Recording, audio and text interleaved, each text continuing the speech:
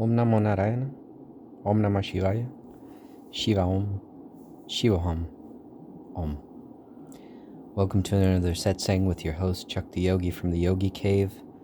As we get closer and closer to the spring, the thawing of the ice, as we inch forward towards some kind of new normal, whatever that's going to mean.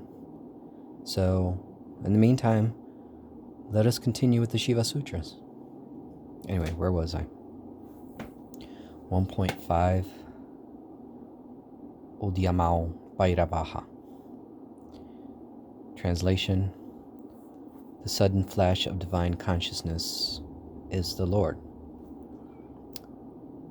Interpretation. Commentary. Bhairava is a form of the Lord dear to Kashmir before the Islamic invasion. The Lord lays hidden in form like a pearl amid a field. By a combination of sadhana, which means striving, literally, and grace of the Lord, does the Lord appear to the jiva, which is the individual being. This can happen in an instant, or can take eons of time.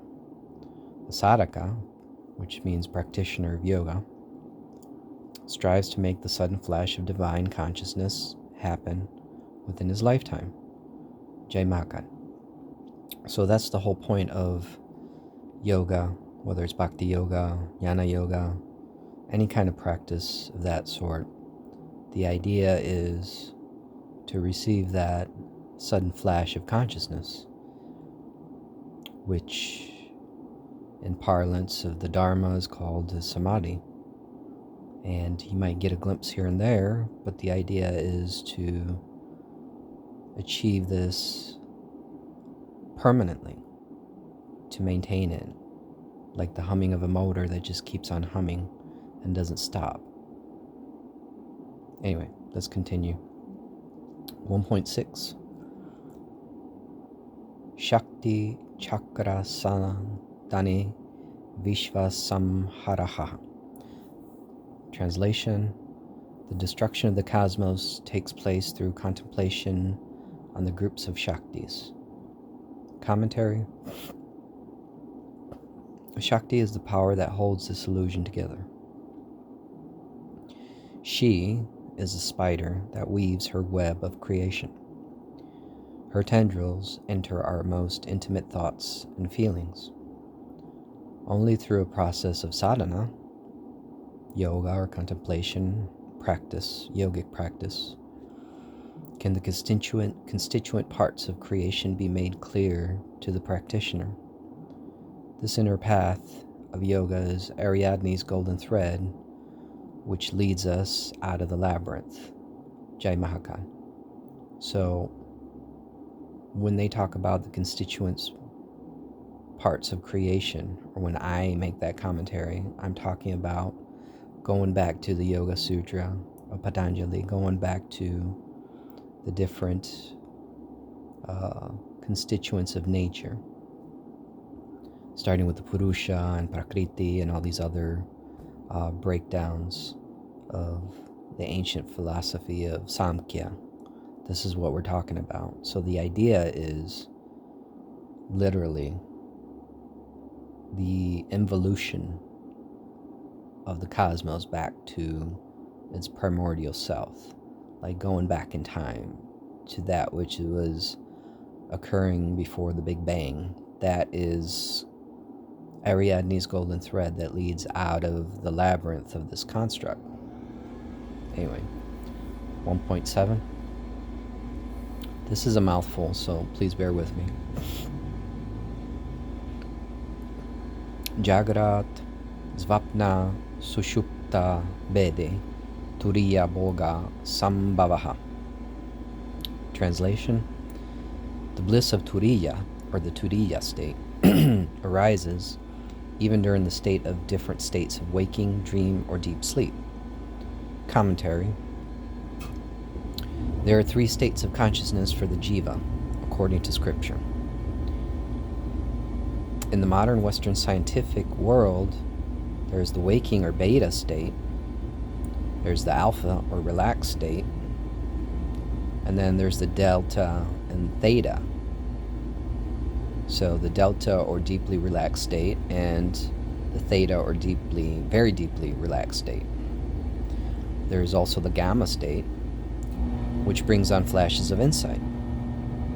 These states were described as per scripture to the waking, dream, and deep sleep states. Through the practice of yoga, the yogi, practitioner yoga, can achieve the deep sleep or turiya state even while awake amid his daily affairs. This state can also morph into a gamma state during flashes of insight. It is at that time that the yogi begins to understand the dreamlike nature of reality and begins to tap into universal consciousness. Jai Magat. So, basically the purpose and point of yoga is to achieve a state of turiya even during waking, sleep, or deep sleep, even 24/7, basically. The idea is to be in that state all the time. No more commentary necessary on that one. Let's move on to the other one. Because I'm not going to get into details as to what that implies.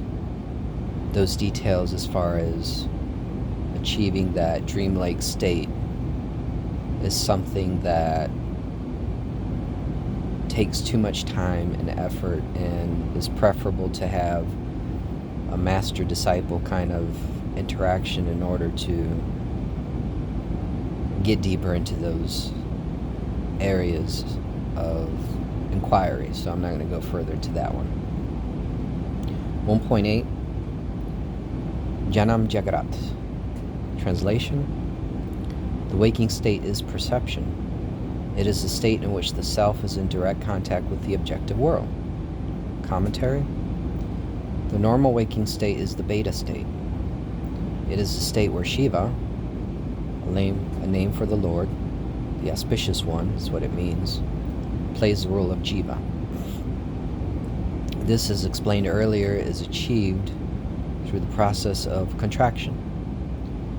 Yoga is the process by which you reverse the course of contraction by going back to the source of matter herself. This is achieved by establishing a firm connection with the turiya or theta state through yoga. Jai Mahakan. So, again, the purpose of yoga is involution, is to go back to the primordial state before the construct was a thing, before we became enmeshed in the construct. I'll leave it there. 1.9 Svapno Vikalpaha. Translation: the dream state is mental activity. Its contents consist of the mental processes which occur in isolation from the objective world. Commentary: the dream state is the alpha and delta states. These states are what in common parlance are called the astral realm. It is the realm where yogis sometimes get stuck and begin to focus on mind tricks and parlor tricks. It is important for the yogi that this dream state can be a source of great information and rest, but that it also can be a source of illusion. It is in this dream state that the jiva works on problems he has had during the day. This is the realm where archetypes or universal social constructs may appear to help the jiva on his way to moksha, liberation from Maya or illusion, Jaimaka.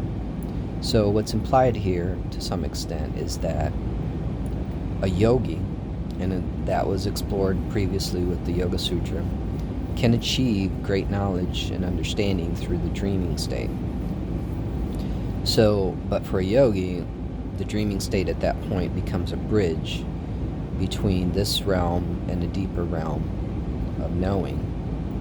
And so a dreaming state for a yogi is a purposeful state. It's almost like alive to some extent. I can't get too deep into details about that, but it's what would be called the druid sleep. It's an active state of hypnagogic recall. So I'm going to leave it there because that's a rabbit hole that would take me forever to get through.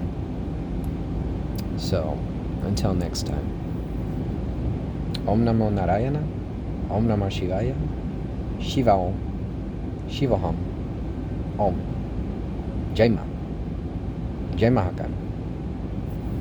Until next time.